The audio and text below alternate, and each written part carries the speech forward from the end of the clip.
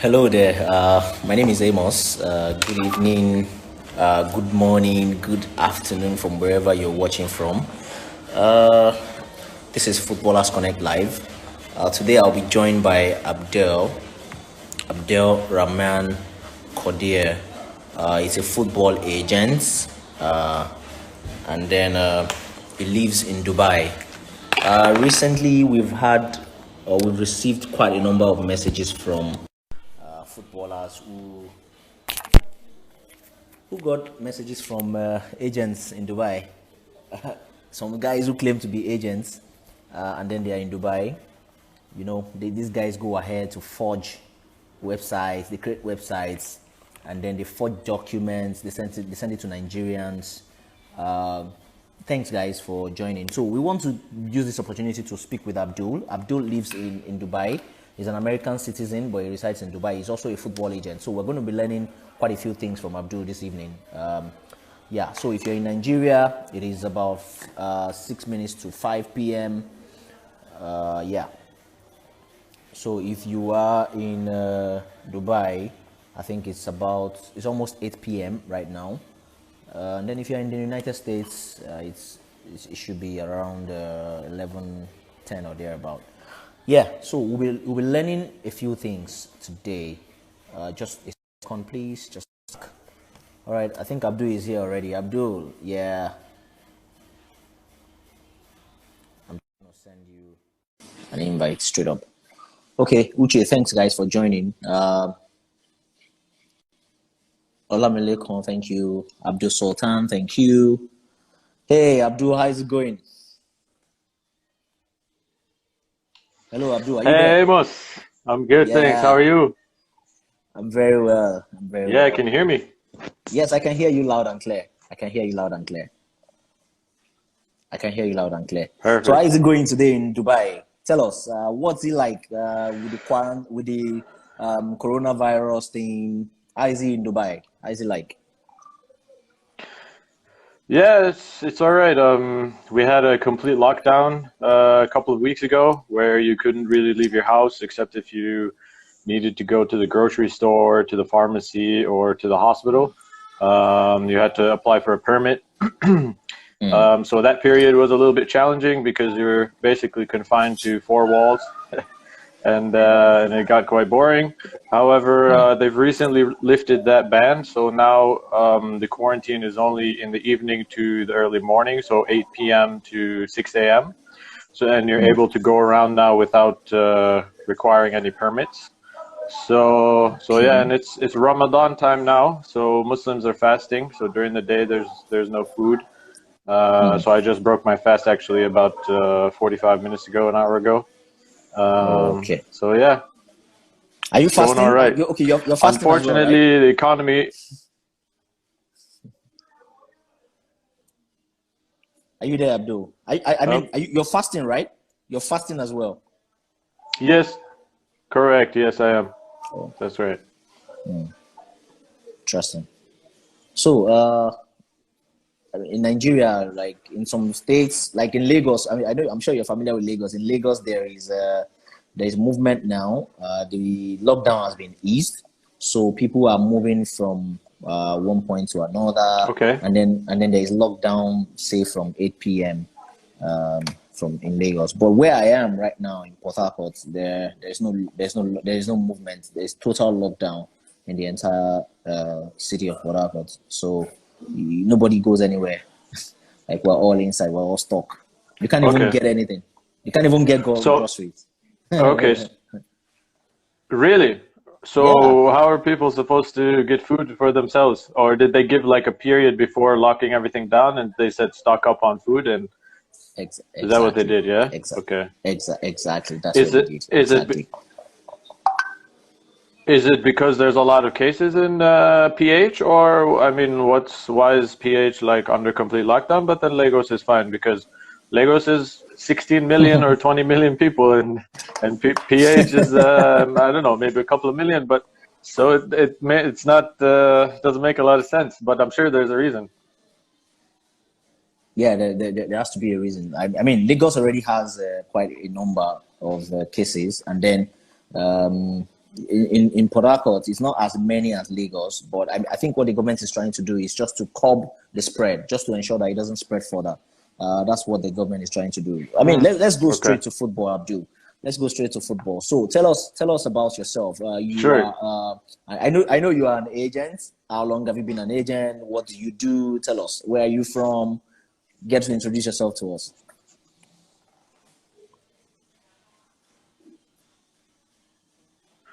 Right, sure. So I'll start from the very beginning. I'm American, originally Palestinian. So I was born and raised in the U.S., but my family is originally Palestinian.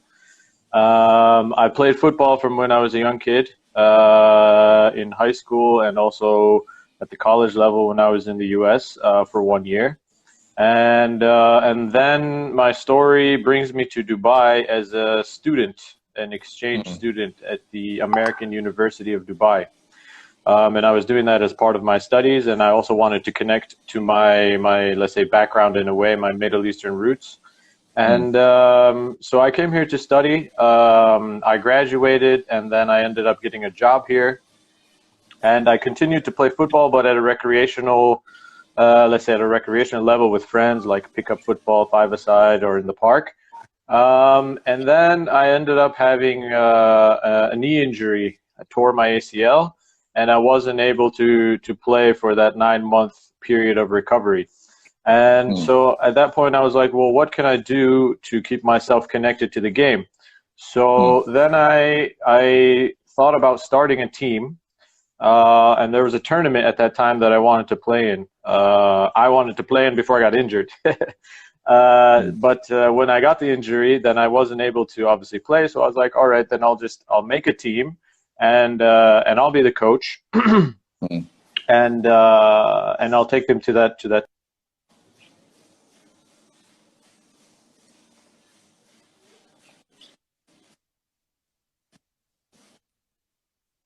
I was holding were African players.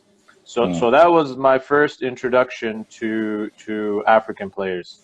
So I ended up making a team. We played in the tournament. We didn't do so well, but then I loved the coaching aspect. I really loved the coaching aspect. So then what I did after that was I continued the team. At that time, there was another coach that was coaching with me. So we did it, let's say, together.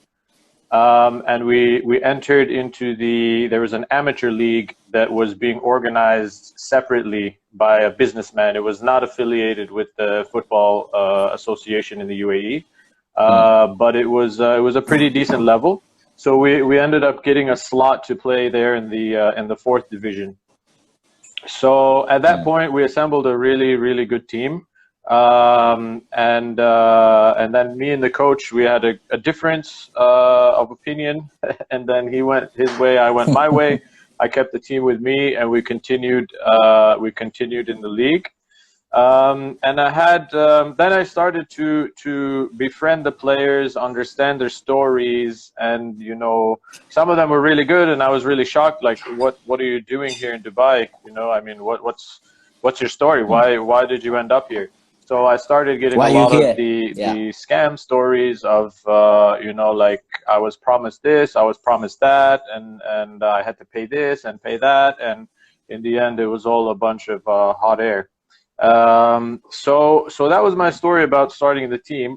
In the team, there was one player, really, really good player, Nigerian striker, young boy, and this kid was scoring like hat tricks, braces every game. His name is Victor. And so I was like, I want to really help this kid. He wasn't one of the, let's say, he wasn't one of the players who was a victim of scam. He had come looking for a job, but he wanted to continue playing football. So his story was a little bit different, but it is, let's say, the story that got me into the agent side of things. So he was really good. He was scoring hat tricks, braces every single game, was helping us back-to-back promotions in the amateur league. So I was like, I need to help this kid. Like, he really deserves a shot to go pro. So I kept trying to find opportunities for him, and eventually I was able to connect with a a scout from Bahrain. Mm. And he was in Dubai for business, his own personal business, and he was like, I'm going to come to see your team, and I want to see the players that you have, and if there's any good players, we'll try to give them a trial back in Bahrain. So I was like, man, that's amazing, and I had in mind, of course, the striker. So he came to watch the game, and unfortunately that day, Victor had a little bit of a knock on his ankle. I believe it was his ankle. So he didn't really shine as much as he normally did. He played well. I mean, you could tell that the kid has something: pace, power, clinical, finishing, everything that you desire in a striker. So, but the guy was like, you told me this and that, and I had made kind of a video clip for him from the amateur league. So, you could see his skills. So the guy wasn't really sold on it. So myself and my friend, we really pushed him, and we're like, no, man, you really need to give him a shot. Like, we know what we're talking about. He could really do it. So he ended up giving him the opportunity. He went to trial in Bahrain with another player from the team, and they were both signed to contract. So I wasn't officially, let's say, an agent at that point, but I stood in and I helped negotiate the contract for him and the other player, and from there it started. So the idea at that point was, after hearing the stories of the scamming and the players that were unfortunately part of this, let's say, negative situation, my idea was, well, what can I do to try to stop this in its tracks? So what I thought was, okay, let's go to the source. Let's see if I can find a good partner there, and try to set up a project with him, and see if we can catch these players, really talented players, before they fall victims to scam, and try to do some educational outreach, etc. And so that's how my journey started into agency. So 2017 January, I came down to Lagos. I was actually introduced to my partner Jafet Zubeiru by the player Victor. He had known him through I think at that time Jafet was doing some sports journalism, and he had found Victor's story. So he connected me to him, and it's been amazing ever since, to be honest. I think 10 trips to Nigeria and counting. In fact, I've seen you in Nigeria once, and then I wondered, like, what's this guy doing in Nigeria? And then the fact that you can write Nigeria, no wahala, and all those things. Where did you learn all those things from? yeah. The pigeon, Naso, my guy, Naso. Well, me personally, I always like learning languages. I really love learning languages. So whenever I go somewhere, or whenever I befriend someone, I try to learn something in their language. Something new. So I've picked up some words of Igbo. I've picked up some words of Hausa. I've picked up some, so that I always feel like when you want to connect to someone, if you're able to speak to them in their own language, you're able to kind of make that connection a little bit better. So yeah, that's it really, and I love the culture. I eat ofada every time I come, and igusi and semu, all that stuff. I'm all over it. Interesting. So the truth is, you've done really well. Nice to also connect to Nigeria, to also make sure that you do your own part of the deal. I mean, people, what do you think about you've had good interactions with Nigerian players? What do you think about Nigerian players, naturally? In general, I've always had this feeling that Nigeria should be one of the powerhouses in world football, to be honest. I mean, they should be up there with Brazil. They should be up there with Italy, Germany, France. They really should be. Unfortunately, after my experiences in Nigeria, and seeing like football on the ground there and the administrative side of things, it's a long shot to make it, but the players have a lot of talent. They work very hard. They really work very hard. They're gifted. There's a lot of technical gifts within the players. Mm. And many of them, most of them are coachable. So if you tell them like, okay, look, this is wrong, try to do this that way, they're willing to listen and they're willing to improve. But I think the hard work ethic is something that really kind of sets them apart. I mean, most of West Africa, from my experience, have very, very similar traits. But Nigerians, I guess, they give it that extra level to really, really make it. Especially if they feel like they can make that step, they're willing to put in the hard work. Interesting. I mean, I'll just do a quick shout out to everybody that has joined us. I see some people from Bulgaria. Sendoye is a scout. He's a top scout in Bulgaria. Can you hear me, Amos? Yes, I can hear you clearly. I can hear you. Can you hear me? Can you hear me, Abdul? I can hear you loud and clear, Abdul. Can you hear me? Guys, can you hear me, guys? Hello, Abdul, are you there? Yes, you're there, right, Abdul? All right, okay. So, I mean, I've got people from America, people from Germany that are following this chat right now. Abdul, tell us. People say there is no football in Dubai. Is that true? They don't play. People often say there is no football in Dubai. Is that true?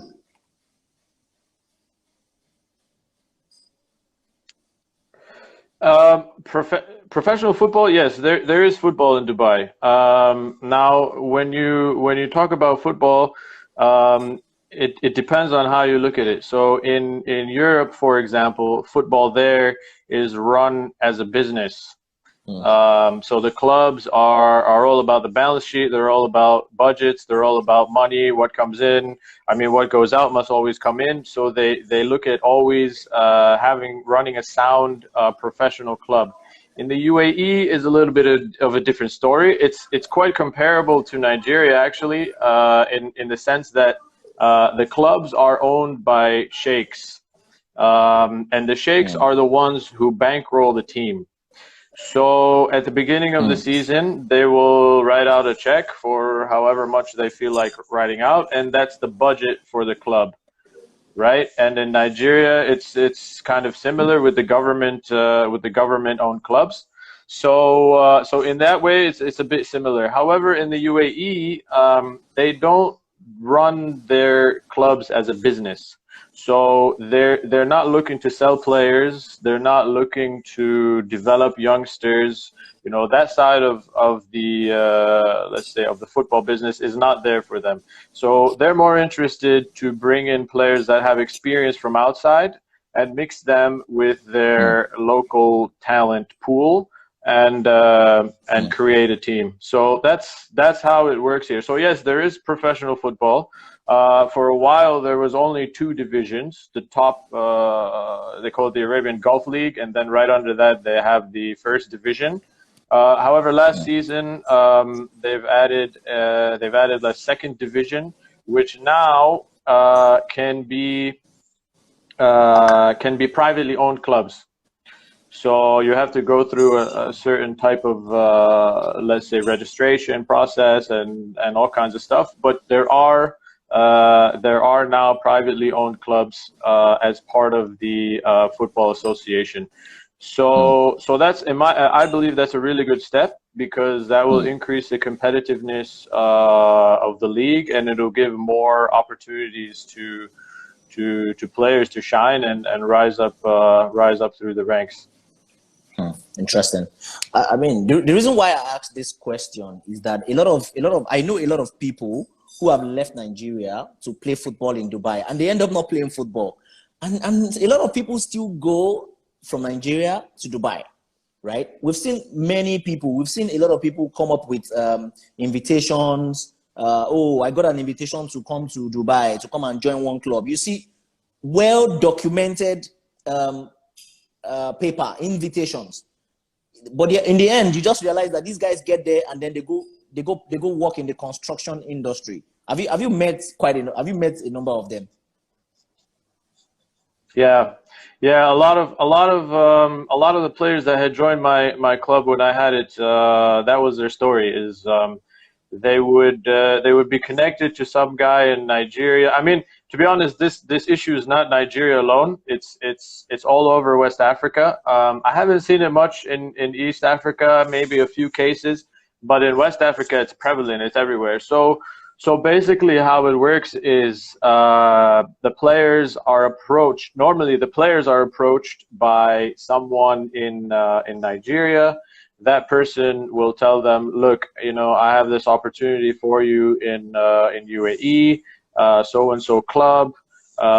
They're ready to take you on trial. You have to pay so and so amount of money, which will cover a flight ticket and visa and accommodation and all kinds of stuff. They sell them, you know, like a whole bill of goods, which is completely false. And the players, you know, the big issue is lack of education, unfortunately, which I think your platform is trying to address, which I really, you know, thank you very much for help, you know, for having me on your platform and being able to explain. But education is the biggest issue. Players are not really aware that you know, the process of going for trial is not that a player has to pay. You know, if me as an agent, for example, if I believe in a player's ability and I believe that they will pass the trial, I would be the one to pay for them, because I know if they pass the trial, I stand to gain a lot of money financially, you know. But then that's how the scam is done, and players, you know, because they you know, they face certain difficulties at home, you know, whether it's poverty or they, you know, schooling or whatever the case may be, and they feel like they have the talent to succeed. So they put together, you know, some money. You know, I've heard cases of families selling plots of land, selling their business, taking out bank loans, you know, doing really, you know, really extreme things to give this opportunity to the player, only for them to arrive and find that that it's a hoax. So what the agent does, going back to that, is basically they doctor all of the documents. You know, they doctor all of the documents. They get the logo. They get the logo from Google.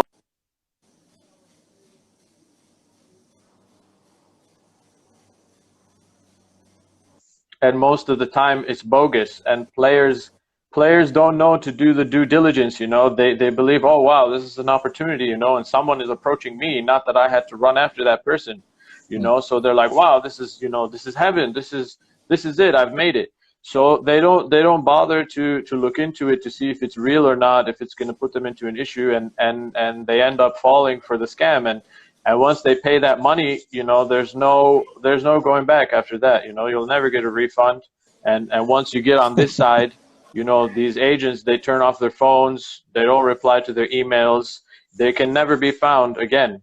You know, and so the players are oftentimes left stranded in the airport. You know, I've had cases where players were stranded in the airport, and, you know, had to call one of my players in the team to say, hey man, can you go pick this guy up and try to help him sort himself out for a couple of days and see what we can do, you know. So yeah, it's really a case of people just trying to capitalize on their own, you know, on their own countrymen for their own gain, which I think, in my opinion, is pure evil, to be honest. And yeah, a lot of heartbreaking stories, bro.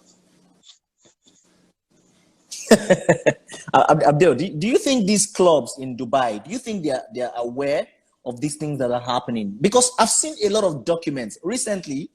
Yesterday, to be precise, I shared a document on our page. These guys doctored documents with logos and everything. They created a website. They opened an email. They even called one of the emails legal or lawyer at whatever.com.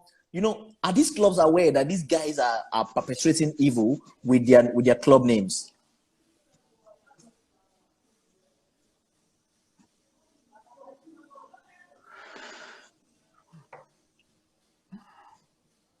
I think some of the clubs might be aware of it, but for them, you know, it doesn't bother them one way or the other. You know, there's nothing that they can really do because they don't know who's doing it. Maybe they put out a press release and say, you know, be careful of scam in our name. We found these documents, etc. But you know, the majority of the clubs, I haven't seen any type of let's say campaign against scamming or against this kind of thing. Unfortunately, it's mostly individuals like myself, like you, that are trying to raise awareness and you know, and try to stop this situation in its tracks. The problem is that there are so many players, right, trying to make it in football, and there's so many agents that are trying to scam people that unfortunately it will be very hard to eradicate it. But as long as, you know, if we can save one person, you know, that's the most important thing. So that's for me, you know, what I'm trying to do with my activities and educating people on this issue. I mean, someone is asking. Boyega is asking. I told you Boyega is a scout in Bulgaria, and then he has a very good network. He says, "Hi, Abdul. What is the scouting department like in Dubai clubs? Organized or not?"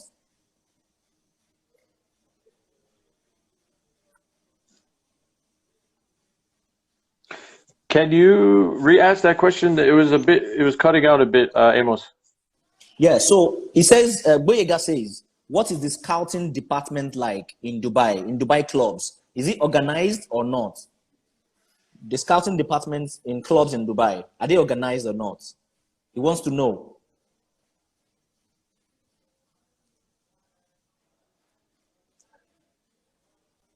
Are you there, Abdul?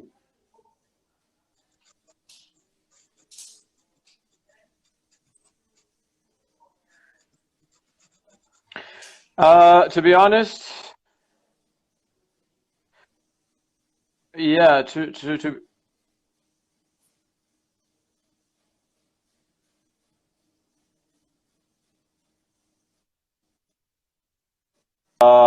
like official, like his job was officially a scout, maybe 5 or 6 years ago, an English guy who worked for a Nasser, and he was like an official scout. And then after that, I think they hired an Italian guy. So to be honest, there's no proper scouting system in the clubs here. What they do is they rely, if they employ a sporting director, they rely on the sporting director's network. They rely on the coach who they hire's network. And then they heavily rely on agents who are connected and can get players in for them. So a proper scouting department like you would see in a professional European club, no. Maybe they employ, the big clubs here maybe employ 1 or 2 scouts, but in terms of like a professional scouting department, no, it's non-existent. Interesting. So I mean, if let's take for instance, for young players from Nigeria, is what's usually the criteria for recruitment for these clubs? What are they looking for? You know, the clubs are not looking to sell players abroad. They're not looking to sell players in Europe. What exactly do they want in players? What kind of players are they looking for? What's the criteria to play in a club in Dubai?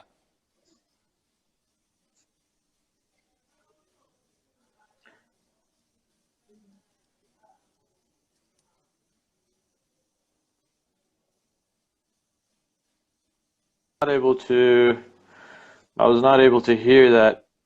Could you ask it again, Okay, maybe? So my question is, I mean, what's the criteria for a player maybe in Nigeria to play in Dubai? What are the clubs looking for? What exactly do the clubs look for in a player in Dubai?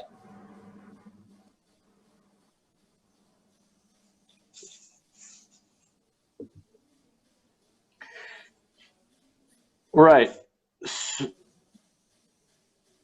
So I'll explain to you how it works here in terms of how clubs look for players. So like I had spoken earlier in the chat, they're not run as let's say professional clubs in Europe are run. So when it comes to player development, when it comes to bringing in youth players, they don't really look at bringing in youth players from Africa or from anywhere for that matter, with an intention of bringing them through to the first team. So what they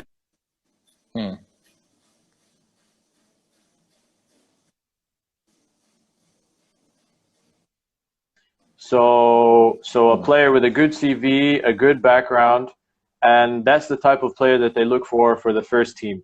For the youth teams, for let's say the under 21s, under 19s, they would be interested to sign, let's say, top youth players or good youth players for those teams, but never with the intention of bringing them through to the first team, at least for the top teams in Dubai.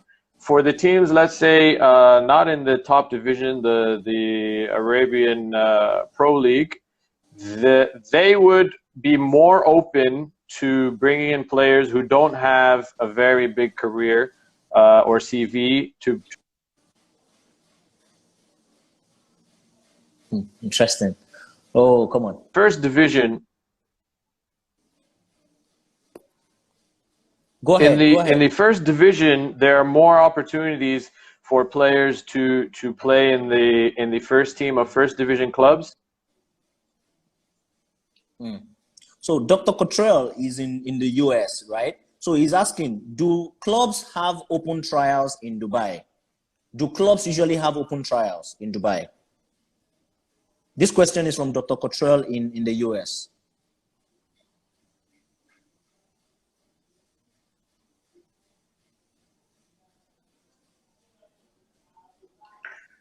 The concept of the concept of open trials is not really prevalent in the Middle East in general, or even in the Gulf region. So there's no specific day where a club will say, okay, this Wednesday after let's say 6 p.m. we're going to have an open trial where all players from anywhere can just come and trial. They do that for their local players, so that they can filter out, let's say, new local players for their academies and stuff like that, definitely. But for let's say, foreign players, there isn't a designated trial day. You need to know someone in the club who can get you an opportunity to go in for a trial. And it's not a trial day, it's an actual, like, proper trial that you would be going for. So yeah, the concept of trial day here is not prevalent. What does happen a lot, actually, is that amateur teams, let's say similar to the one that I had running, would play against, like, the under 21s of a pro club, which I was able to do for my team a couple of times. And if you're lucky and you play really well, or if they play your team a couple of times and they see a specific player that they like, they'll then take that player and maybe bring him in for a proper trial with the club, and then maybe sign him. So it's not really a trial day, but it's an opportunity, like it's a trial opportunity by playing a friendly game with the under 21s or maybe the first teams of some of the first division teams in the UAE. So Michael, I think we've been able to answer your question, Dr. Cottrell. We've been able to answer your question. So Billing Concept is also, he said he's watching from Germany. Thank you, Billings Concept, for joining us. So OJB is asking, OJB Babati says is in France, he's a journalist in France. So he wants to know, like, what's the difference between the Chinese league and the UAE league? Are there similarities at all? Are there similarities?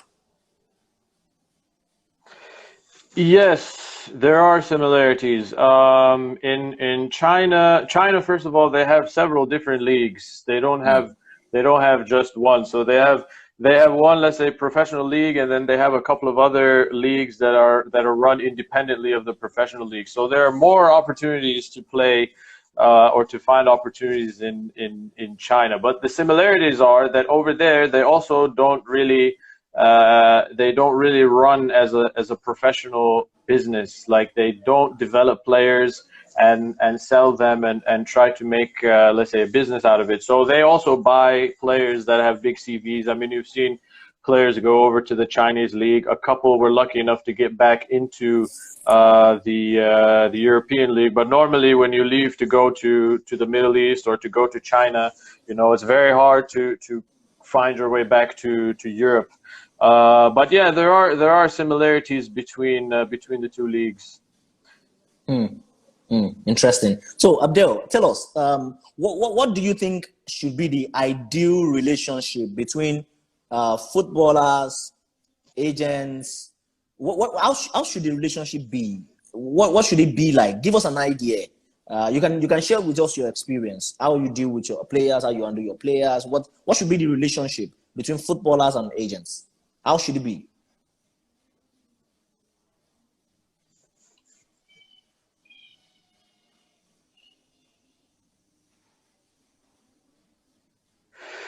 To be honest, I believe it's a relationship that should be built on respect and trust and honesty and loyalty.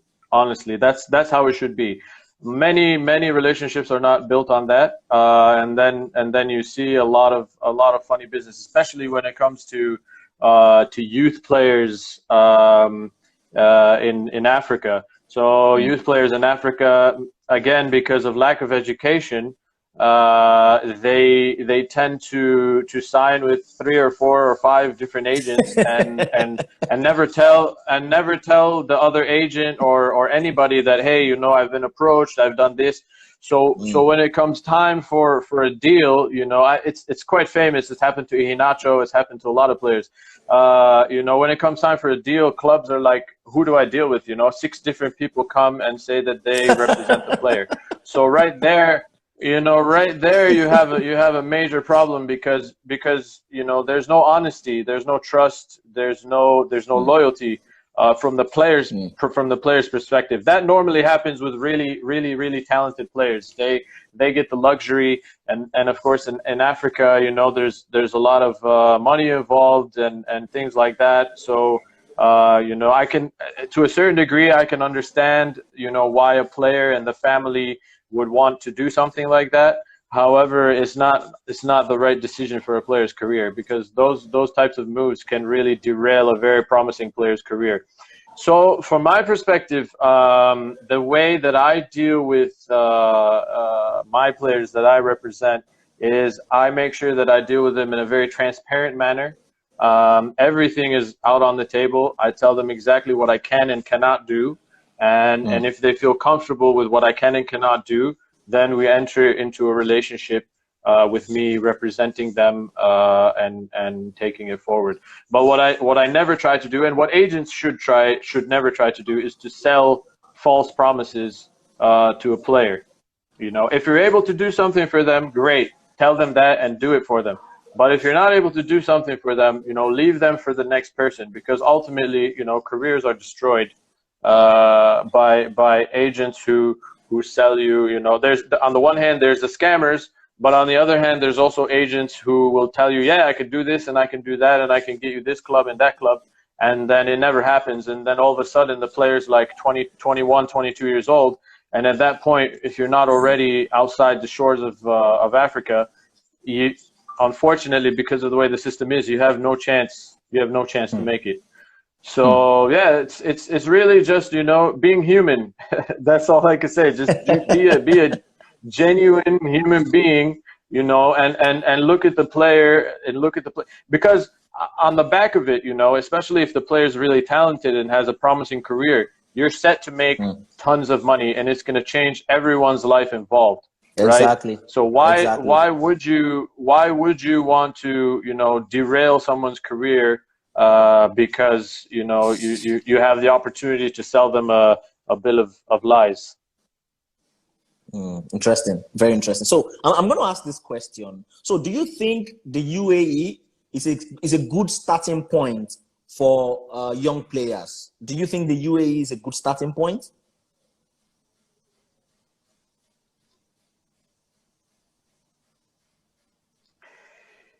It depends, Amos. It really depends. It depends on the level of the player. That's what I'll say.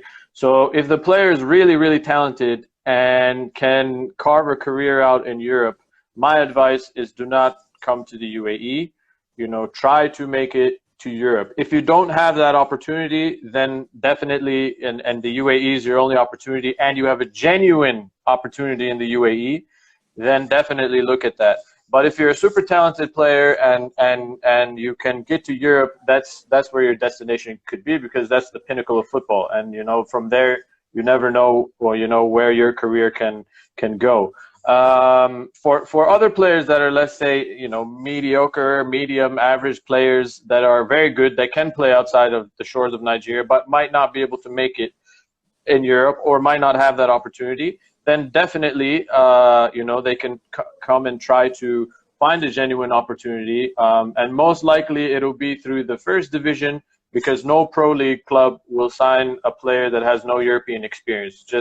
It's just not going to happen. You'd have to be really, really lucky with some of the rules as well to be in your favor. Like if you're a resident for a couple of years and you fall into the muqim and you know, fall into some technical rules. But if you come straight from Africa to the UAE, your only shot would be in the first division, and now the newly opened second division, which, by the way, for anyone watching and thinking about the second division, most of the teams in the second division do not pay salaries.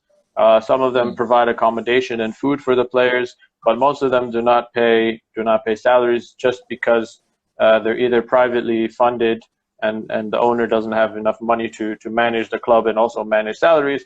So yeah, that's just a little information for you guys. Thank you so much, Abdul. Guys, so we've been speaking with Abdelrahman. So he's an American based in Dubai. He's an intermediary, so he understands how it works in Dubai. So Abdul, so Dr. Cottrell is asking this question from America, right? So he says, how much can, let us whet our appetite with money, right? Let us a little relax. So how much can a player make in Dubai? If I pack my bag from Nigeria today and say I want to go and play in Dubai, what's the pulse like for me? How much can I make in Dubai? Well, if you're coming to Dubai and you've never been to Europe before and you don't have a CV in Europe, you know, you can make between and you pass your trial and you have a genuine connection and you have a good agent, you can make between let's say $3,000 to $7,000. That's the range of the first division teams in Dubai, in the UAE. So yeah, it depends on the club. Some clubs are not as financially stable, not stable, but as financially buoyant as other clubs, so their salaries will be a bit less. Other clubs have a bit more money to play with, so they're able to offer more money in terms of salary and apartments and stuff like that. But generally, that's the range. And mostly teams look for really good attacking players, wingers, strikers, number 10, and really good midfielders. Rarely do they look for defenders. Very rarely. They prefer to have, you know, the flair, because Africa is known for flair, right? So they prefer to have the flair players that can really wow the crowds and, you know, dribble JJ Okocha style through 5 defenders and score. That's what they look for mostly.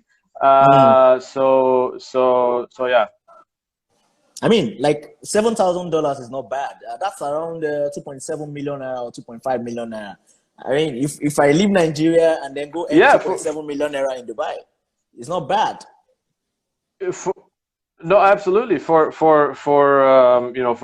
Africa, comparing it to Africa, that's amazing. That's life changing for the player, for the village, probably for everyone involved. So definitely, you know, if there's a genuine opportunity, you know, and the player can verify and do their due diligence, and they feel like it's real, definitely try to take that opportunity, because it is life changing. It's just hard to verify those those opportunities because of the prevalence of scamming. I mean, you've just said that these clubs often look for players who are very skillful, attackers, wingers, midfielders who are very skillful. So does that goes to, because Ahmed.Nagma agents Ahmed is asking that what about the new approach of UAE getting young talents from Brazil, Argentina, and some African talents? Right. Does that goes to show that they are more interested in players from that area, Brazil, Argentina, and all?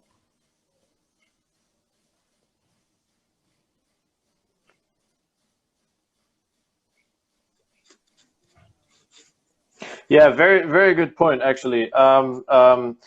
In general, the how can we say, the atmosphere here is that they love Brazilian players, they love the South American players, the Argentinians, because first of all, some of them have made a big name for themselves in the league here, like Caio, who plays for I think Al Ain now. He was previously with Al Wasl. So there are a lot of players that have made a name for themselves from those countries, and of course, Brazilians are known for their flair. So they prefer definitely South American players. And another thing about the league here and football in Dubai is the clubs have a trusted circle of agents. So there's probably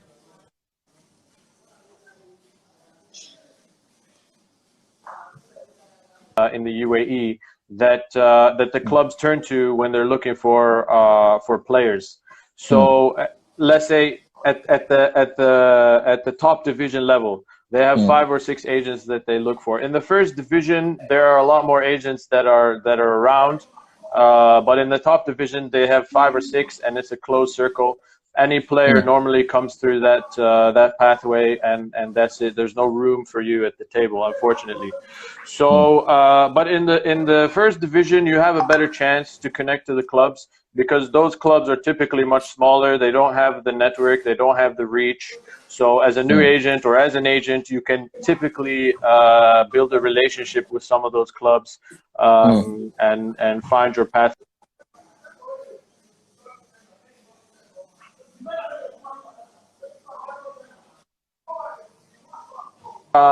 They're open to giving opportunities to African players that are, let's say, between the ages of 18, 19, 20.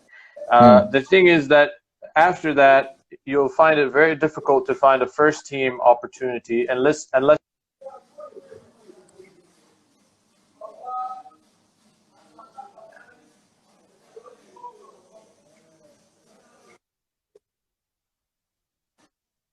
from under 21 to first team for foreign players in Dubai. In Dubai. Okay, so Abdul, there's this coach in the UK, Bobo Risse, that's his name. So he's with us now. He coached one of the NNL. He's the coach of one of the NNL teams in Nigeria. He says, please ask him a question in regards to the club called Diba Al Hussein Sports Club.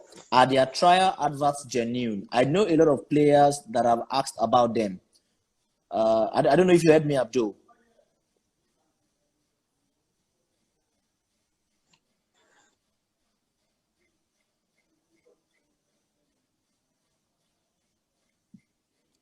Are you there, Abdul? I think the network is a bit crackly. Yes. So can you hear me now, Abdul? Can you hear me now?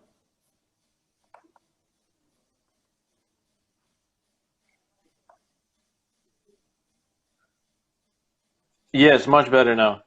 Yes. So someone is asking, Bobo Risse, he said, please ask him a question in regards to the club called Diba Al Hussein Sports Club. Are their trial adverts genuine? I know a lot of players that have asked about them. So he's asking if their trial adverts are genuine. Al Hussein. Diba Al Hussein.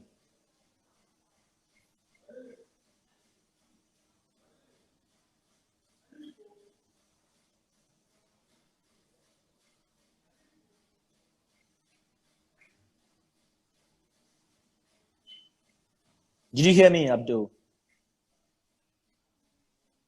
Can you hear me, Emma?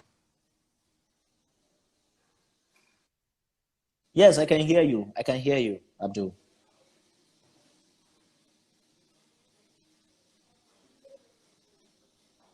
I think the VPN is lagging a bit on Abdul's end, but I mean, Abdul, can you hear me? Abdul, can you hear me? Okay. We're having some technical difficulties. Are you with me? Can you hear me, Abdul? Can you hear me?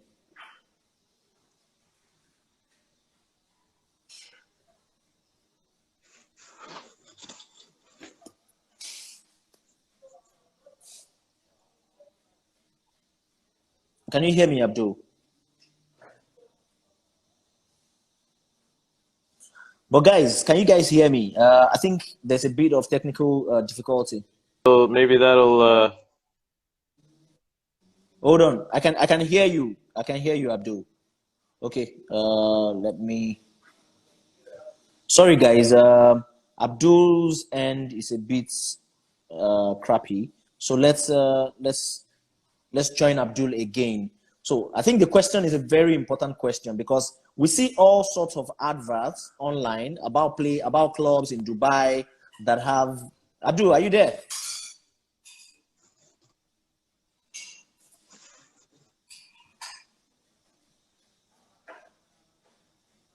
Can you hear me?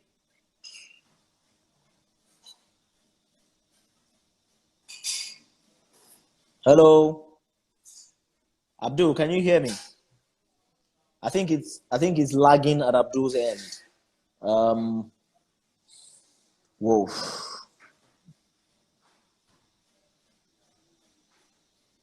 Yeah. So Abdul, can you go through the charts?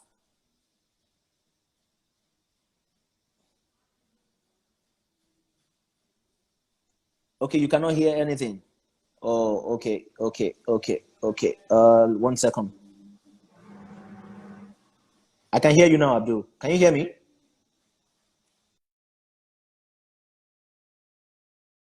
Okay, guys. So sorry about this. We'll try and connect to Abdul again, just so he can continue to take our questions. Abdul. Oof.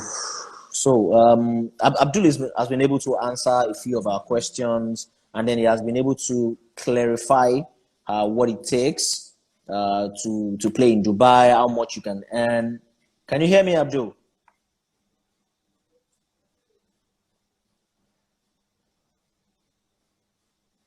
Abdul, can you hear me?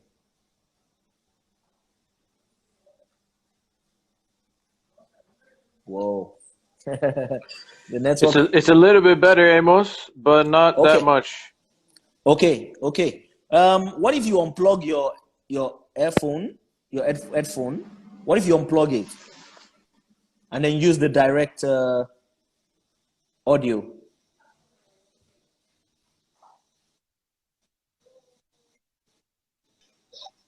Yeah, I can hear you. Can you hear me? Yeah, now I can hear you. Yeah. Okay, so this coach is asking, we've seen quite a number of adverts. We've seen adverts from Diba Al Isin Sports Club. Are these trial adverts genuine?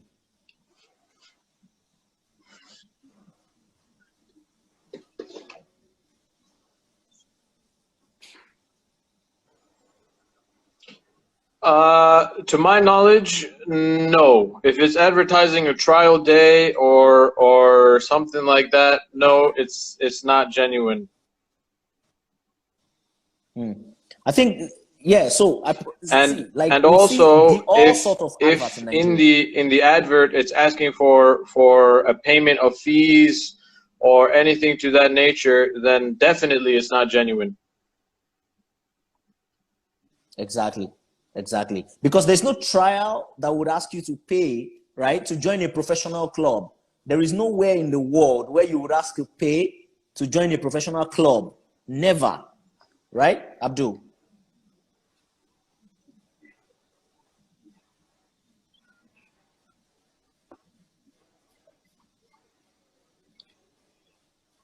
Yeah, I mean, the thing is, I mean, football has developed a lot over the past, let's say, 15, 20 years. So back, let's say, 15, 20 years ago, clubs would pay most players to come to trial. Some clubs still do that, but now it's very rare. Now what clubs do is to basically take the risk on himself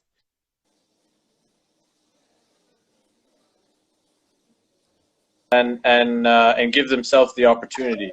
So clubs are doing that, and that's a normal process.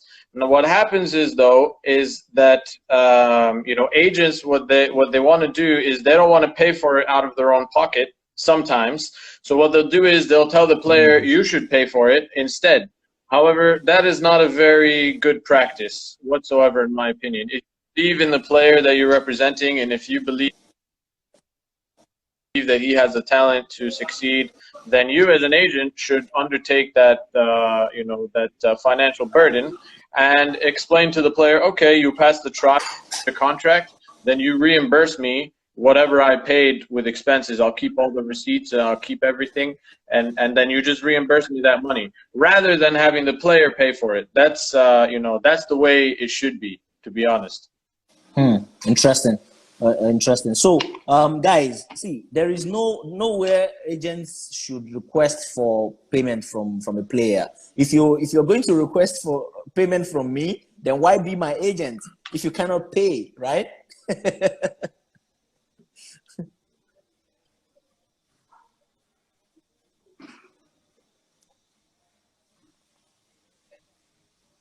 Yeah, exactly. Exactly.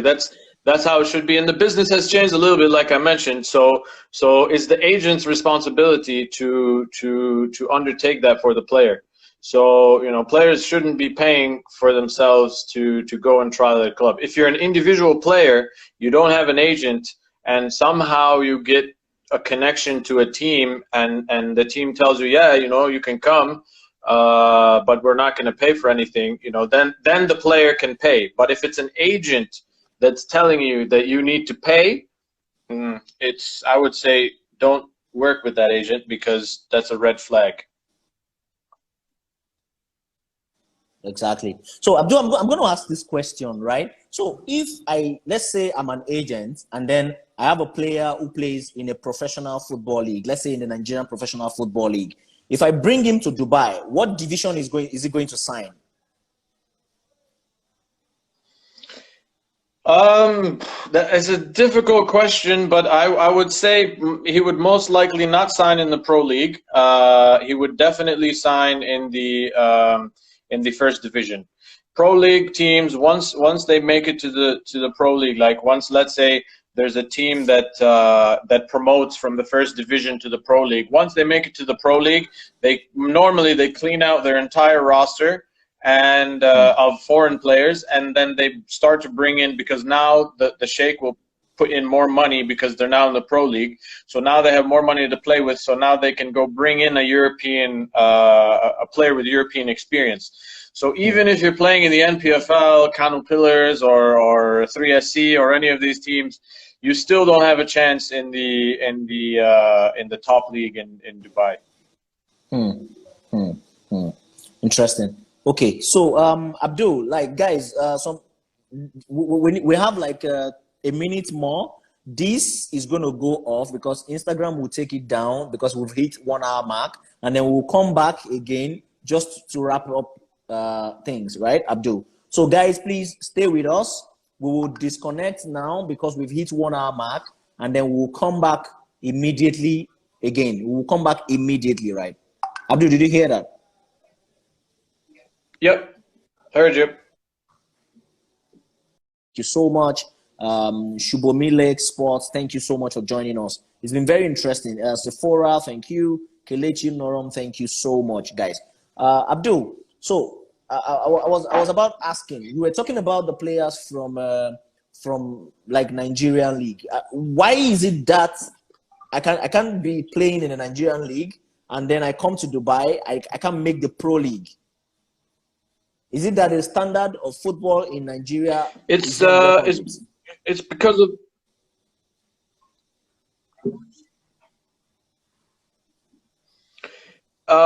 yes, and the atmosphere here, and the way that the clubs look at things. They're very much status oriented. They're very much interested in always having the best and the biggest and all of that kind of stuff in let's say the daily lives, and it also translates into onto the football pitch. So they're interested to get a no-name player from Nigeria, even if that player is amazing, you know, and they're not interested in that player. They're interested in a player that's played that's had a history of playing in AC Milan, that's had a history of playing in Real Madrid, that's had a history of playing in the top leagues in Europe. That's just the mentality, is the culture, and that's the way it is. It makes no football sense, which is part of the reason I don't really focus on the UAE in terms of my agency and what we do. So we focus primarily on Europe and trying to find players opportunities in Europe. However, because I'm based here, I did try to do some deals, so then I became familiar with how things work here, and I don't agree with it. You know, I'm a very passionate person when it comes to football, and I believe that it should be done in the correct way. And I don't believe that the clubs here run it in the correct fashion, to be honest, and how it should be run. So I don't really look to do too many deals here. But I do understand how the framework works and how everything runs. Interesting. Like, I mean, a lot of players want to go to Dubai. Like, some people call the UAE retirement league. Is it for real? Is the UAE retirement base for real?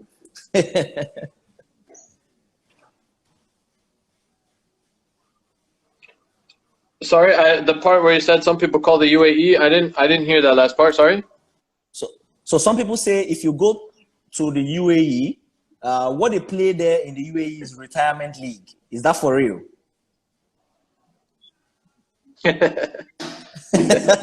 All right. So the level in the UAE, you know, to be honest, the level is not high. It's really not high. The top two teams, top three teams, because they have money and they can get all the best local UAE players and some really good foreign players, they play decent football.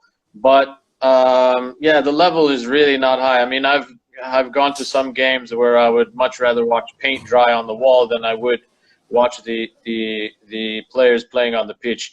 Basic football is not understood. Coaches actually, they complain, foreign coaches, I've befriended a couple of them, they complain that the players, the UAE players specifically, they don't listen to any instructions. You have a game plan. You know, once you get on the pitch, it's everybody just does their own thing.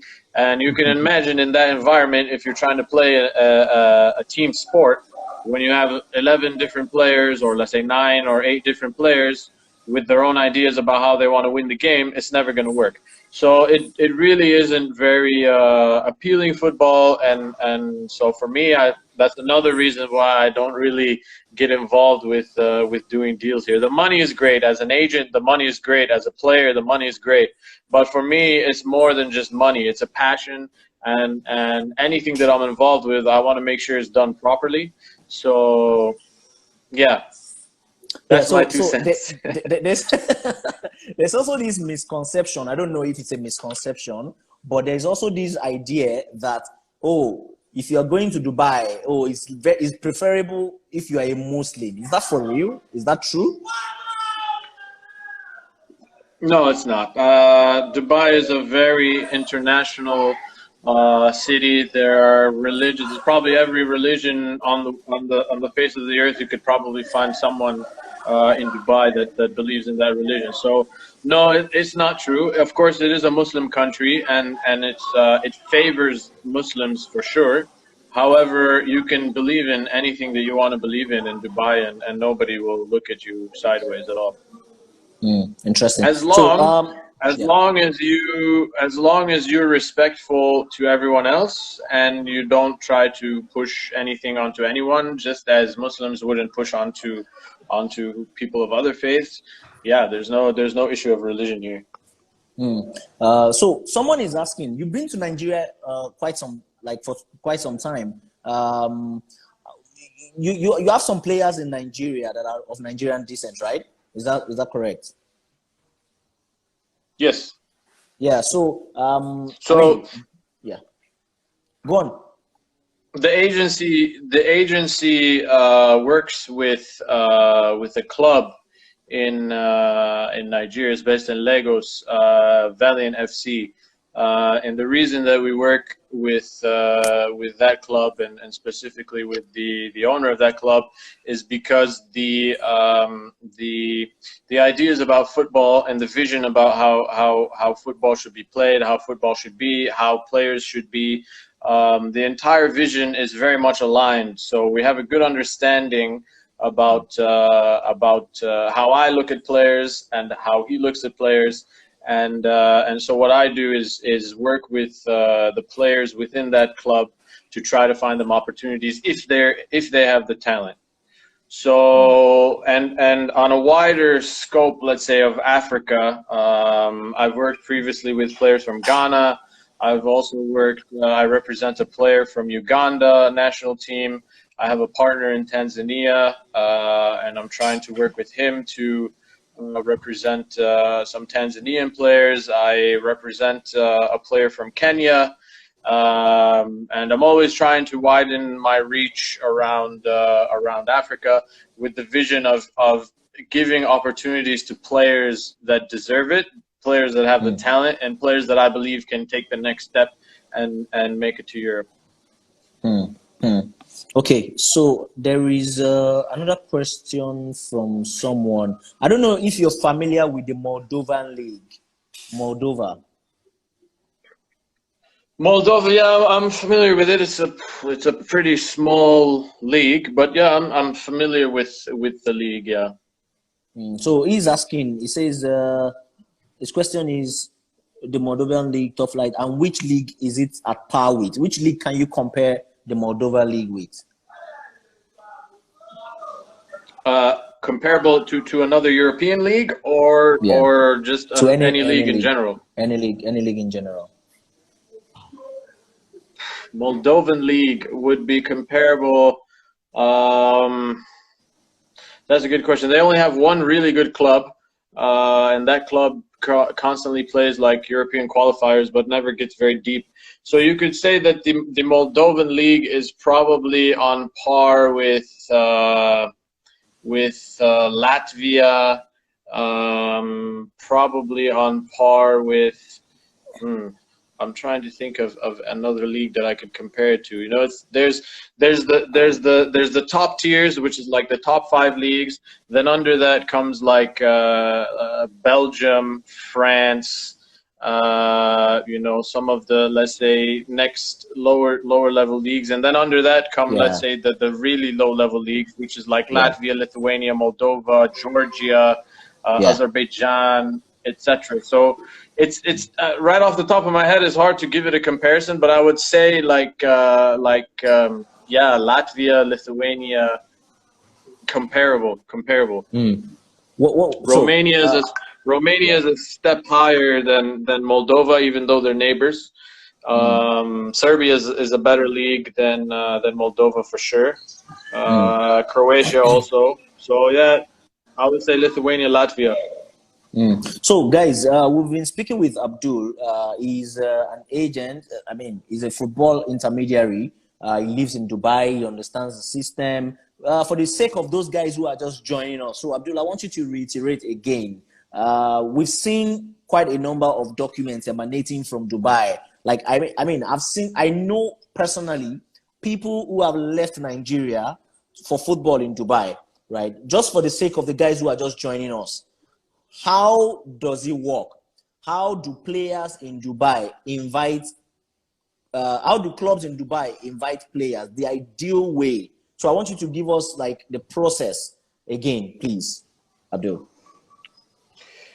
So the ideal way that a club would invite a player from Africa is that they would work with an agent that they already know, and they know this agent can bring me players from Africa. So what they would say is, Agent X, I need a player that is a winger that can do this and that, and really good one-on-one, can score, can head, physical, blah blah. So then that agent will go to his network and tell whoever he has in his network, this is the type of player that I'm looking for. And then his network will suggest to him this and that player and maybe send him some videos, etc. And then the agent would go. So clubs don't go directly sending invitations to players. That is very, very rare. I'm yet to hear of a case. I think it's almost non-existent. I'm yet to hear of a case where Dubai, or UAE club sends an invitation to a player in Africa and says, we're expecting you to come for trial. That never happens. It's always through an agent. The problem is that there are scammer agents that know this process, and they act like they have that connection to the club, and then they forge documents to prove, or to try to prove, that they have the connection. And that's where the problem is, because players they're not educated in this process, so they don't know that that's not how it works, and they also don't know to look into the invitation and try to do some due diligence and see if the address of the club is the same as what it is on Google, if the phone number is the same, if the email address is the same. They don't know that they need to do these steps, which could save essentially their life in a way. So that's where the problem lies, is that there are agents in Africa that understand this process and try to take advantage of it to make money for themselves and basically ruin the lives of players. Part of the lies that I'm glad that you really explained again, and I think the network did good to us this time. So we'll be able to capture this. Yeah, part. It's very clear, man. And then thank you, MTN or Airtel or whatever. And then we'll be able to capture this part and put it on again, right? So the problem is, in the invitations, you will see, feeding, accommodation, transportation, and everything. So someone is asking, Cornerstone Sports NG says, who covers feeding and accommodation of the player? Let's say, for instance, the player it depends sometimes. Yeah, okay. Let's say it's a genuine opportunity, right? Through a genuine agent, and everything is genuine. It'll depend on the agent's relationship with the club, whether the club will provide accommodation and food during the trial. Some will, some won't. At that point, it becomes, in my opinion, the agent's responsibility to provide the food and the accommodation for the player. It's never the player's responsibility to provide that for himself. Again, like I said before, if an agent believes in a player, it's up to the agent to finance everything, and take the risk, because that's how business is. If you don't take risk, you'll never get the reward. Very true, very true. I also see another question. Okay, someone is asking, Abdel, do you work only with players in Africa or worldwide? So the agency started specifically, we started looking at players from Africa just because we had a strong connection through the team that I had before. So I had a lot of connections to coaches and people in people in Africa. So we looked at that initially. Now we're trying to expand our reach. We have a partner that we work with in Serbia, and he is, he's helping us with trying to find some really good Serbian talent. So now, and in the US, I also have a partner there who's in the process of setting up a club in California.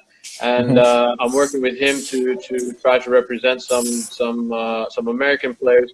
So now we're expanding our, let's say, our talent pool to outside of Africa. But Africa has always been let's say, the base, and specifically Nigeria, to be honest. So we'll never, as an agency, we'll never abandon Nigeria. We'll never abandon Africa. That's for sure. Thank you so much, Abdul. So this person is asking, Ahmed is asking again. He says, what about my question about if the chances of a player will increase if they had played in small European league like Andorra and then go to the UAE? So let's say they played in places like Moldova, Andorra, and then is there a chance if they come to the UAE? Yes, there is a chance, and again, it will come down to the strength of the agent involved, and it will also probably be in the first division, because those are not considered top leagues, and the UAE clubs know obviously which are the top leagues in the world. So I would really struggle to think that a top league team would sign a player from Andorra or from Moldova, unless his agent is really good, or the player is like a really superstar player down on his luck, you know, has really good talent, and maybe they'll take a chance. But normally you would have to be playing in the top 6-7 leagues in the world to be able to play in the pro league, which is the top league here. However, I think I do know of one case. We have one guy in our audience. His name is Modu. He's an agent from Gambia. One of his players is playing here, and I think his experience was man, Modu, can you write in the chat your player's experience? Where was it? Denmark, or was it somewhere else before he came to UAE? He had an interesting profile. He plays in a club named Ajman here. If you could write in the chat, Modu. I can't remember.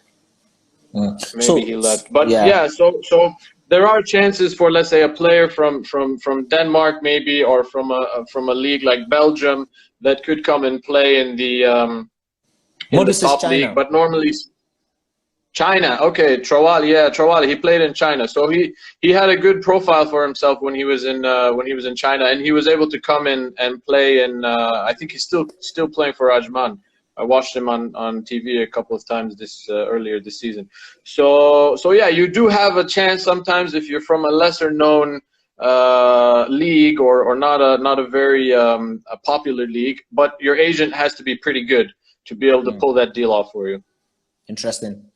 Okay, so Sammy Babs is asking this question, but I think Abdullah has already answered this question before, but I'm going to read it out. So he says, do players from Africa necessarily have to come for trials if clubs in UAE are happy with the player? Do players necessarily have to come for trials if clubs in the UAE are happy with the player?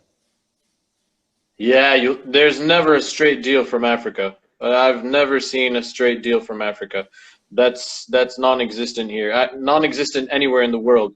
There's never a straight deal for a player coming out of Africa, except, okay, the only exceptions I'll give are players that play in the national teams. If you're a national team player, things are way different for you. You're not considered an average player. Right now I'm talking about, let's say, the average African player that has a let's say a average profile for himself. National team players, under 17, under 21 national teams, they may get straight deals because scouts can go and watch them in tournaments, and let's say like World Cups or AFCONs or whatever, they can see them live and definitely give a straight deal. That happens rarely, but still does happen.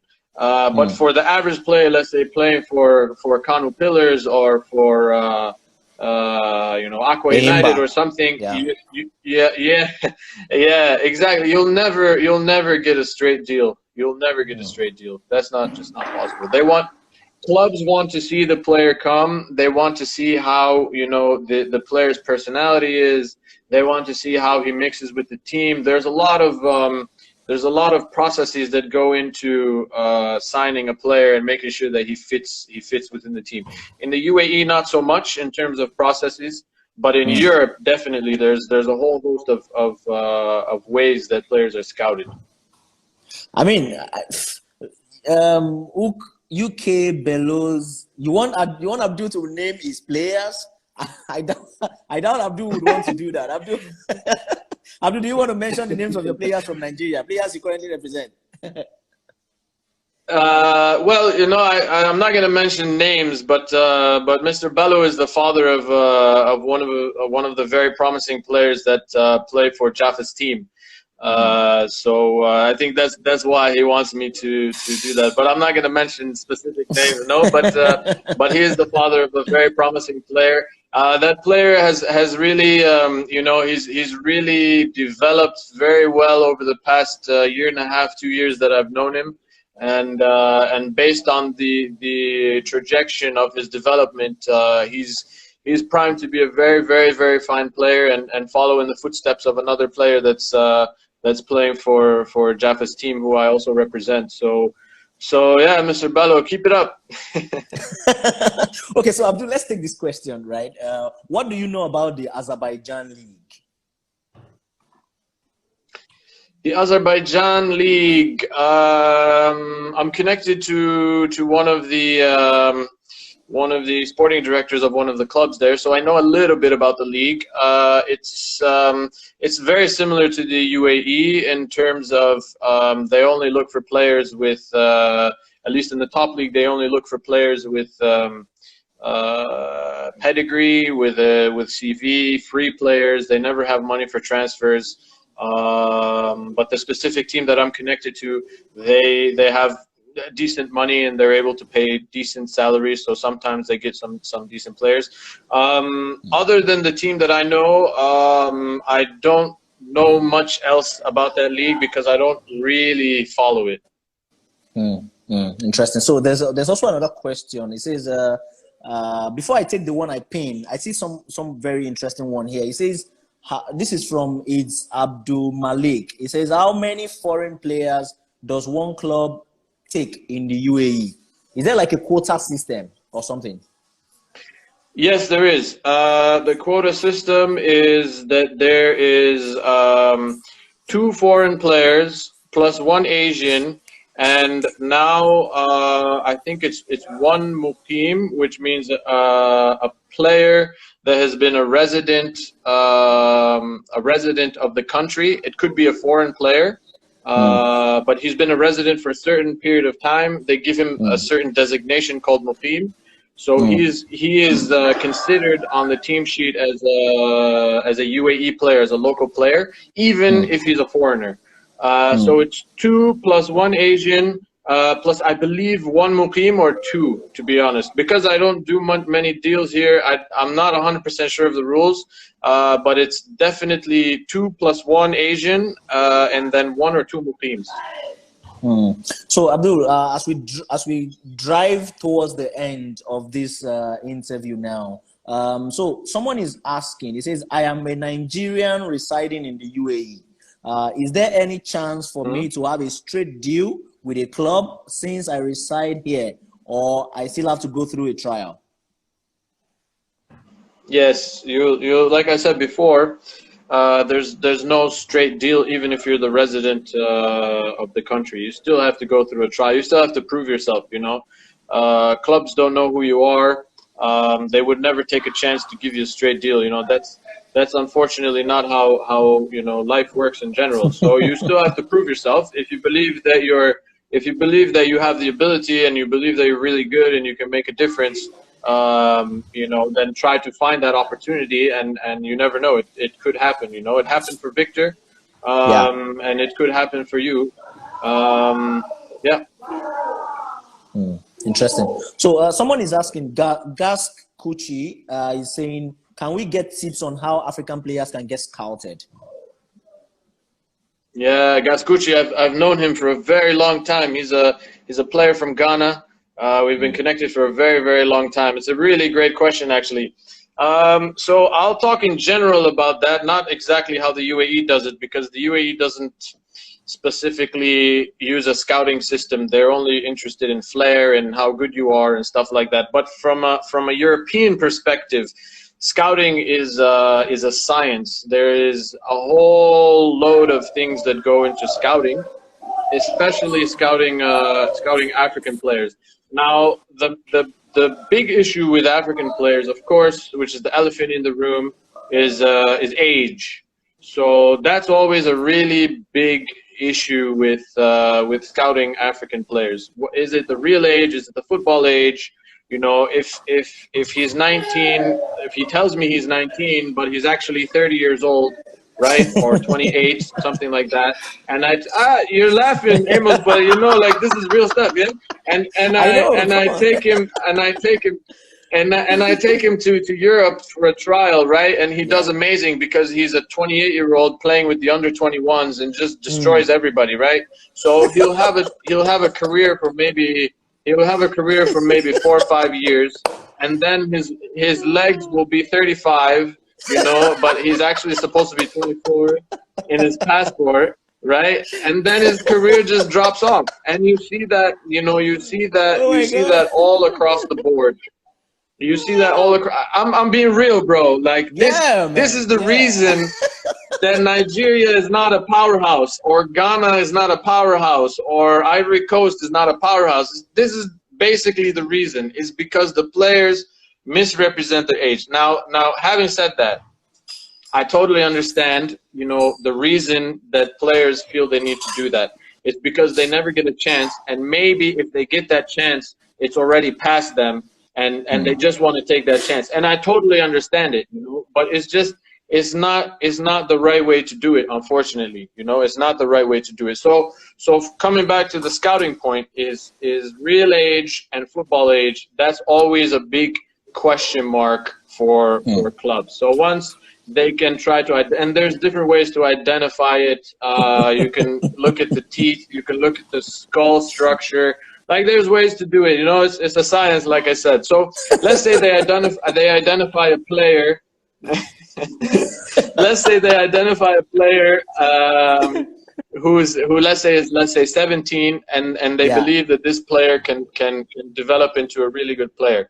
So then they start looking at first of all, what position does he play, and how, what skills does he have to play that position? If he's a striker, is he a clinical striker? Can he head the ball? Is he physical? Is he just you know, in the box striker, or can he play outside? Can he dribble one-on-one? You know, all of these technical questions come after they've identified which position he could play and if he suits that position. Then come the intangibles, which is usually the hardest thing to scout, which is mentality, character, loyalty, heart, attitude, you know, professionalism, attitude, hard work, ethic, all of that stuff. So then that's the next step. So once they've done all of these, let's say, steps, then they'll evaluate and say, okay, you know, in my club, I need this player. Or even if they have, let's say, a player in that position, if they believe that player is outstanding and he can come in and make a real difference and maybe start for the first team after 1 year being in the reserves, you know, then they'll be like, okay, let's bring him over to wherever and let's trial him. Then the next phase starts. The next phase starts when the player goes to trial. Once you get to Europe, usually for most players, let's say young players, that's the first time, you know, that you've ever been outside of Africa. You know, it's the first time you ever try the Oyimbo food, the pizza, the burgers, you know, the fries, and like all of this stuff. So then the next scouting step is adaptation. How does the player adapt? You know, it's freezing cold in Denmark. It's freezing cold in Norway. It's freezing cold in Sweden. Russia. How does a player in Russia? How does the player adapt? You know, how does the player adapt? There's a very interesting story that a close friend of mine, who's a head coach in Finland. He's from Norway, so he was there when what's his name? Obi Mikel. He came there 20 years ago now, maybe, or less than 15 years ago. When he came to Norway, he came to Finland. Sorry, in the beginning for a tournament. First, he went to Finland for an international tournament. I think it was under 19s or under 17s maybe, and he was scouted there by a Norwegian club. And then he came. They invited him back in the freezing cold for a trial. And he was really like cold. His hands were like in his jersey. He wasn't as good as when they had seen him in the tournament. But they still took a chance on him and they signed him. And then that next, like by the time summer came around, he just destroyed the Norwegian league that summer and made his move after that. So So yeah, the next step once players get to Europe is to look at you know, how they adapt, how they fit in with the players. Are they shy? Are they confident? You know, do they play? The most important thing is, do they play at the same level that they? Hold on one second. Hold on one second.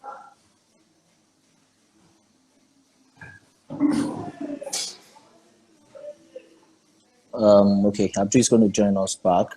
Let's just hold on. This is very interesting conversation, I must say. Abdul has been able to expose a lot of things. He has been able to explain how it really works in terms of scouting, in terms of recruitment for the clubs in the UAE, in Dubai. He has also made mention of some other leagues. That is, I hope that didn't destroy the. like the. Yeah, go on, Abdul. I'm back. Sorry. In the UAE, they've blocked voice calls and video calls and stuff. So I'm operating on a VPN. So the time was running down. So I had to re-up the time. So the point that I was trying to make is, yeah. Then the next step after they check the adaptation is they check the way the player plays at the level that they want to include him in the country that he's trialing at. So if he's, let's say, 17 years old, they'll probably play him in the under-19s, and then they'll see how good he is against the under-19s. If he does really well against them, you know, then the chances of him getting a contract is really high. If he's not able to do as well, then a decision is made by the club whether they offer a contract or not. So yeah, in a nutshell, that's really how the scouting works. There's a lot more intricacies and a lot more details, but in general, that's kind of the process. So Abdul, just so we begin to wrap up, what's your advice? What's your word for guys who?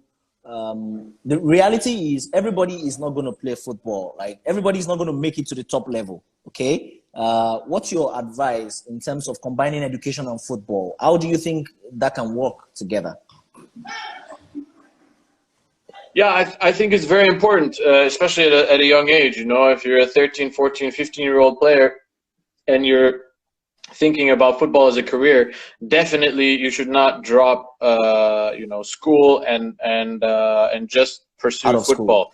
You know, if you can do both and at least get your high school or I'm not sure the equivalent of high school in Nigeria, but if you can get your, let's say, diploma, secondary diploma, you know, that's really, really, really important, because like you said, you know, football, making it professionally is really, really difficult, especially when you're coming out of Africa. So education should be definitely prioritized. There comes a point where you have to make a decision on whether you're going to do both or not, and you know, and that really comes down to the player, the support system around the player, the family, and also whether at that point you have an opportunity to continue, you know, to possibly continue your career outside of the shores of Nigeria.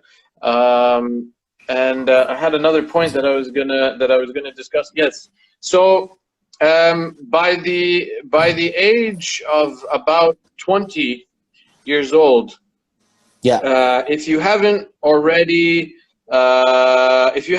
made it professionally outside the shores of Nigeria or Africa, your chances are very, very, very small, because at that point you're considered a first team player. Once you reach about 21 years old, most leagues will consider you a first team player, and to come, like we've been saying all through, to come directly from Africa to a first team is very, very difficult. Not impossible, but it becomes even more difficult than trying to get to Europe.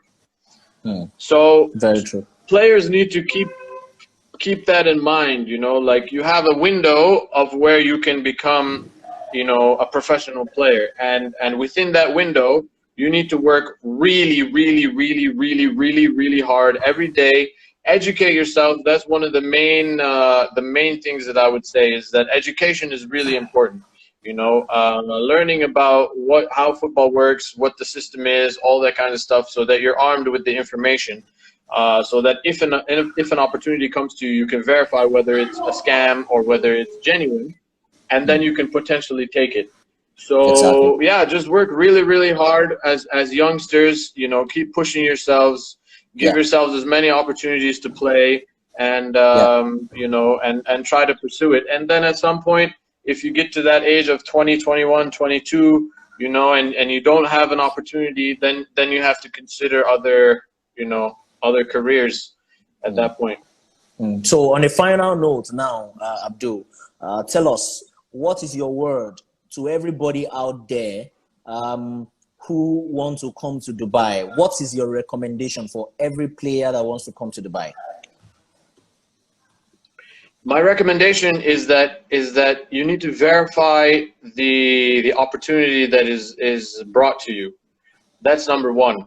Verify whether it's a genuine opportunity. And there are many ways to do it. I think through your platform, Footballers Connect, maybe you have a way of trying to help players, look at their documents and tell them this is real, this isn't real, or if people want to approach myself, through you, that's also an opportunity that I can try to help and look at the documents and say, like, this is genuine, this is not genuine.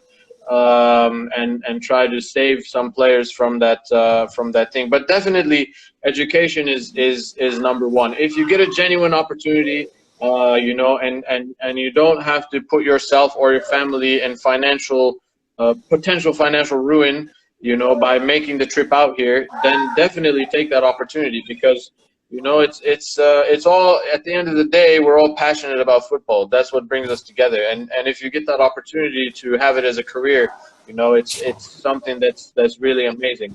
So educate yourself, make sure the opportunity is genuine before committing, and if you have the opportunity, make sure that you're able to sustain yourself, because there's also the chance that you might not succeed in the trial, and you'll have to return back to Nigeria as well. So you want to make sure that you hedge your bets, so to speak.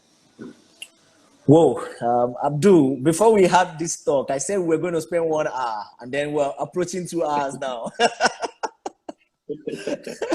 Yeah, well, it's an important topic. It's really an important topic, and like I said, if we're able to save one player from falling into this situation of scam or what have you, then we've done our job, and I'm happy to spend 2 hours, explaining what should and shouldn't be done, and how the intricacies of the business work. Yeah, I mean, it's been amazing, like amazing 1.5 hour or close to 2 hours that we've had with Abdul. So Abdul is with Valiant Sport Management. I mean, guys, everything about UAE football, everything about football in Dubai, we've discussed. So if you want to catch what we've discussed, I'm going to post this video on our story, so you can check it on our timeline. You're going to find it. Please, this video will be available for you to check. Please ensure that you share this video with everybody that wants to play football. Anybody that is thinking of going to Dubai. See, there are opportunities in Dubai. It's not that there are no opportunities, but I mean, there are not, most of these opportunities that surface, most of them are not for real, right? The clubs will not ask you to come and pay money, and then the clubs will not back the agent to collect money from you and all of these things. So we need to understand. So Sam Best Sports Management is asking, do you recommend young players to start from Dubai? He has already answered this question. Dubai might not be the starting point, might not be the best starting point, okay? Because the kind of players they're looking for, you don't just want to go to Dubai and then just, if you're a very top talent, let me just allow you answer the question. Let me allow you answer the question before we go. Yeah, I mean, the thing is that if it depends on the level of the player, like you were saying, Amos.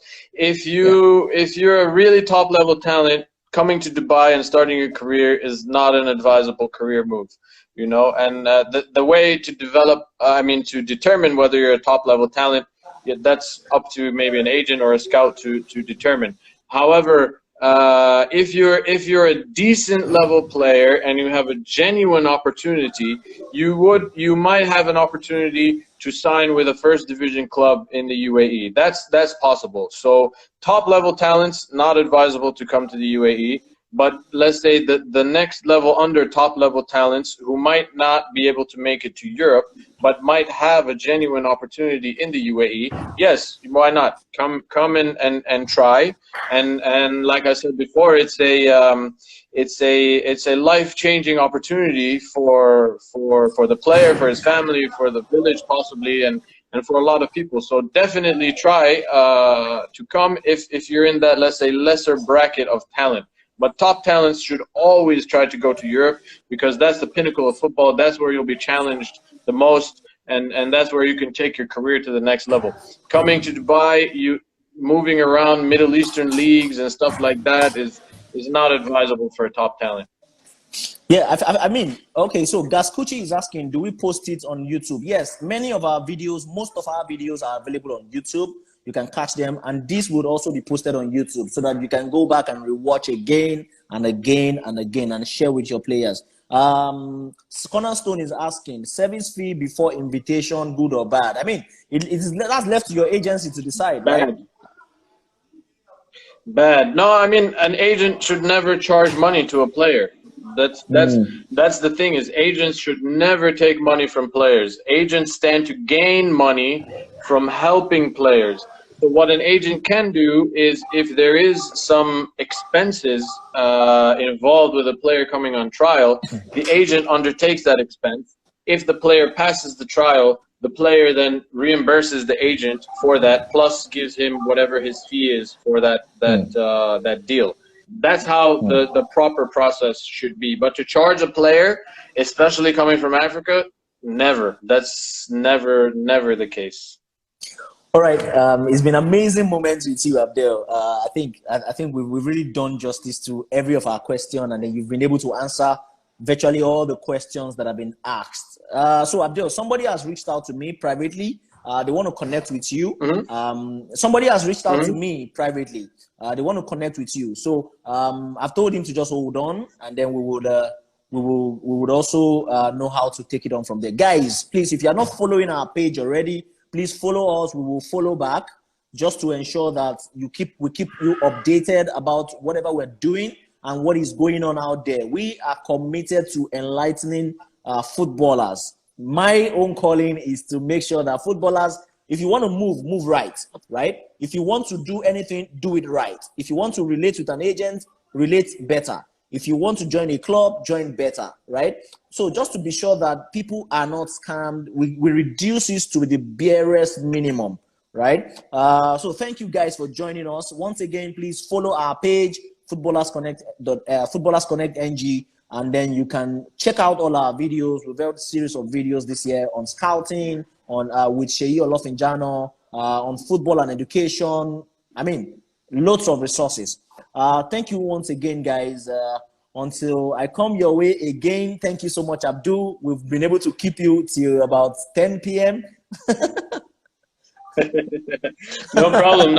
It's my pleasure, and I hope that you know, people can take some information away from this live session, and you know, just add some tidbits to their knowledge, and hopefully know that they should look for genuine opportunities before committing themselves to opportunities. And yeah, all the best, everyone. I know it's a difficult road. Pro football, pro sports in general is a very difficult road, but keep at it, and hopefully, you know, God will give you the opportunity that you're seeking. All right, Abdul, thank you so much for the passing shots. I really like that. I like the way you ended it.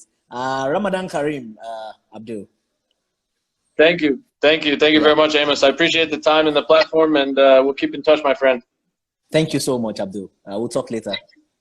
Thank you, guys. Thank you, audience. I appreciate it. Take care. Bye-bye. Thank you. All right, guys. So thank you so much. If you've not been following us, please follow our page, Footballers Connect NG. Please kindly follow our page so that you can get all of this quality information. Please, quality information. Someone is asking, what quality does player need to be able to play? before it goes to the UAE. I mean, you can go over the videos again. I will share this video right now just so that you can watch this video over and over again. Please, I will share the video right now on our timeline. Please ensure to watch it. Thank you so much. Until I come your way next time. Thank you.